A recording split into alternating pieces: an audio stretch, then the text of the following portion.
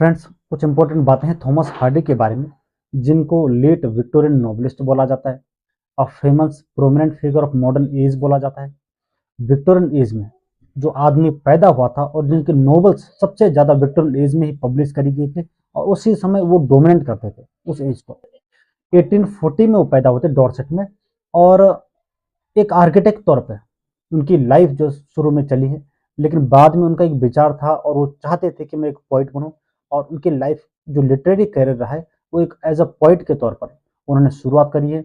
और हालांकि वो बाद में नॉवलिस्ट के तौर पर जाने गए हैं और हम लोग ज़्यादा उनको नॉवलिस्ट के तौर पे ही मानते हैं, लेकिन वो हमेशा मानते थे कि उनको एक पोइट ही माने तो ज़्यादा बेटर होगा। और लेकिन जब उन्होंने नॉवेल्स लिखना शुरू करा तो नॉवेल्स काफ़ी फेमस हुई। पेसिमिज्म सबसे बड़ी बात थी, सोशल क्रिटिसिज्म की बातें उन्होंने करी, रूरल लाइफ के बारे में उन्होंने बातें करी, और इसी बीच में वेसेक्स एक ऐसा फिक्शनल टाउन था जिसको उन्होंने अपने नॉवेल्स में जगह दिया और जो काफ़ी ज़्यादा फेमस भी रहा। लेकिन जूड द ऑब्सक्योर जो उन्होंने लास्ट नॉवल उन्होंने लिखा था 1897 के अराउंड में, वो जब पब्लिश हुआ था तो उसके बाद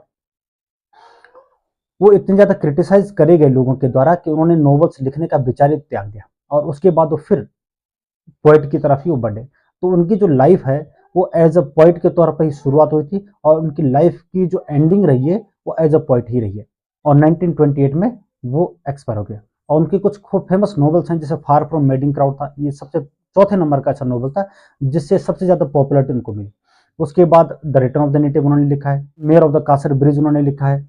जूड द ऑब्सक्योर उनके ऐसे फेमस नॉवेल्स रहे हैं, आज भी उनके ऐसे नॉवेल्स हैं जो इंग्लिश लिटरेचर में अपना स्थान रखते हैं।